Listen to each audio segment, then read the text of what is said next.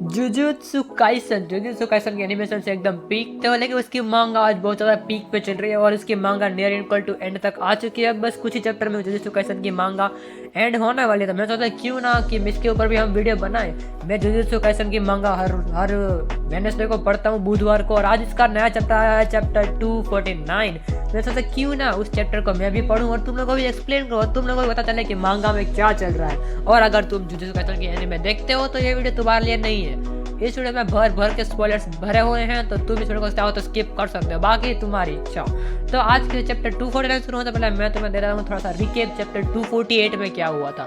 Chapter 248 में major fight थी कि हमारा सुकुना के खिलाफ सब कुछ हार जाते हैं, हमारा लॉयर भाई साहब मर जाते हैं, और हमारा जो एग्जीक्यूशनर स्वॉर्ड वाला प्लान था कि सुकुना को एग्जीक्यूशनर स्वॉर्ड मार देंगे और सुकुना वहीं पे मर जाएगा और हमें मेगुमी बच जाएगा, ऐसा प्लान था। वो प्लान फेल हो जाता है और यूटा फाइट ज्वाइन करता है और सुकुना कहता है so this is the queen.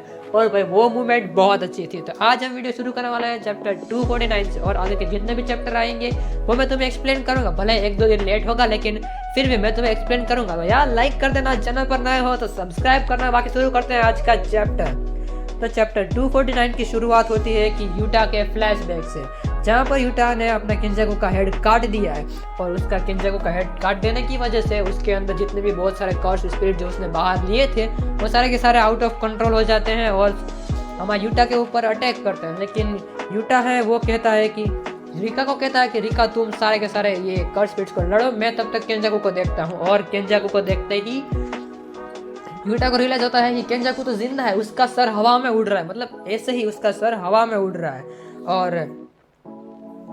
और हमारा केंजाकू है वो कोगाने को कहता है एक नया रूल ऐड करने को। नया रूल ये है कि तेंजन और ह्यूमैनिटी को मर्ज करने की जो एक्टिव करने का जो अथॉरिटी है वो मेगुमी फुशिगिरो के पास चली जाएगी। और ये सुन के भाई मैं सोचूं क्या भाई सब लोग मेगुमी फुशिगिरो, भाई मेगुमी फुशिगिरो देखता है सुकुना के सोल में फंस चुका है, लेकिन अब उसके पास अथॉरिटी है कि वो तेंजन और ह्यूमैनिटी को मर्ज कर सकता है। और केंजाकू हमारा यूटा को कहता है कि उसने अपना बैकअप प्लान पहले ही क्रिएट कर दिया था और उसका जो रिचुअल था सुकुना के साथ वो भी उसने पहले ही एक्टिवेट कर दिया था। और हम देखते हैं तेंजन को एम्ब्रो फॉर्म में या फिर एम्बारियो फॉर्म में, मुझे नहीं पता लेकिन कुछ ऐसा कुछ लिखा है। और भाई ये फॉर्म भाई क्या लग रहा है, और ये हमारा केंजाकू इस वाले फॉर्म को हमारे सुकुना की तरफ भेजता है। लेकिन इतने ही देर में यूटा अपनी तलवार निकालता है और केंजाकू के हेड के टुकड़े टुकड़े कर देता है, और इस बार केंजाकू पक्का डेड। भाई आपने जरा एक्सपेक्ट नहीं किया था केंजाकू का मुंडी उड़ने लगेगी भाई, मतलब गे से पीक, भाई पीक चल रहे हैं वो भी। और अब आते हैं हम बैक टू फाइट, जहाँ पर सुकुना और यूटा की फाइट चल रही है। और यूटा नोटिस करता है कि सुकुना की रिवर्स कर्स टेक्निक है, उसका आउटपुट धीरे धीरे कम होता जा रहा है और अब वो अपना डोमेन एक्सपेंशन यूज कर सकता है। लेकिन यूटा अपने आप को ही ब्लेम करता है कि ये सब कुछ उसकी वजह से हुआ है। अगर वो केंजाकू को मारने ना जाता और अगर पहले ही जो एग्जीक्यूशनल स्वॉर्ड वाला जो प्लान था हमारे हिगोरुमा और हमारे यूजी ने जो एग्जीक्यूट करने की कोशिश की थी, अगर उसमें यूटा भी साथ में होता तो हो सकता था वो प्लान एग्जीक्यूट हो जाए और हमारे जो माकी है वो केंजाकू को मारने जाए, ऐसा वो सोचता है। और फिर कहता है, वो फिर अपने आप को दोबारा कहता है कि नहीं, अगर ये प्लान करते तो हम फिर से फंस जाते, हम लोग हार जाते। कि अगर केंजाकू ने बहुत सारे कर्स स्पिरिट को रिलीज कर दिया तो अगर मेरे पास रिका थी, इसकी वजह से मैंने बहुत सारी कर्स एनर्जी को मार दिया और जितने भी सिविलाइजेशन और सिटीजन को है उसको बचा लिया।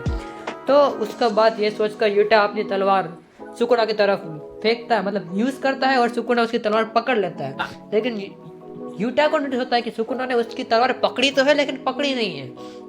अब इसका क्या मतलब है, कुछ उसकी ट्रांसलेशन थोड़ी सी अजीब टाइप की है, लेकिन मुझे भी खुद से समझ में नहीं है। लेकिन मैं अगर कहूँ तो सुकुना ने उसकी तलवार पकड़ी है, लेकिन उसके तलवार में और सुकुना के हाथ के बीच में एक छोटा स्पेस आ चुका है, जैसे कि चेनसो मैन जैसा कुछ, चेनसो मैन जैसा नहीं, चेनसो जैसा कुछ स्मॉल फ्लैशेस उसमें स्वॉर्ड में पड़ने लगे हैं, वैसे उस तरह से।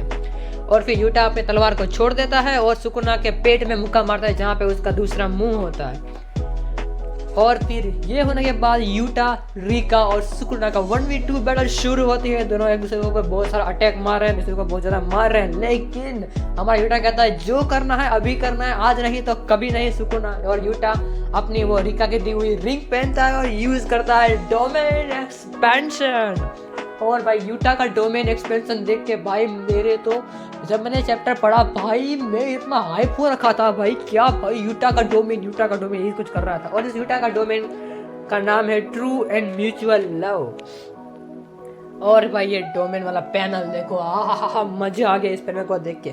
और सुकुना यूज करता है अपना होलो विस्कर बास्केट, जिससे वो हमारा यूटा का जो डोमेन है उसको वो काउंटर कर सकता है, लेकिन यूटा इमीडिएटली यूज करता है थिन आइस ब्रेकर, और जो कि उसने कॉपी किया था यूरो से, और इसकी वजह से वो सुकुना को थोड़ा सा मुंह पे स्कार दे देता है, जिससे सुकुना थोड़ा सा हार्म हो जाता है।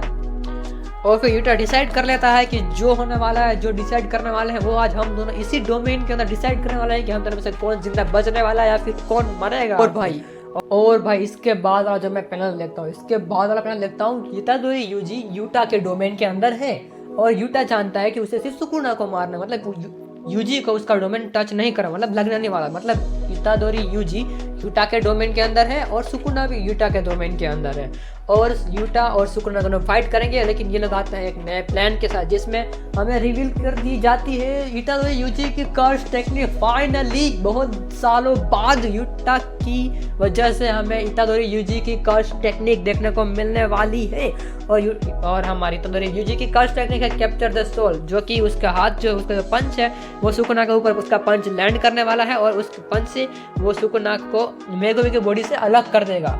और भाई ये बात सुन के जो मुझे मजा आया देख के, मतलब भाई गेगे इज कुकिंग, भाई एंडिंग में गेगे इज कुकिंग।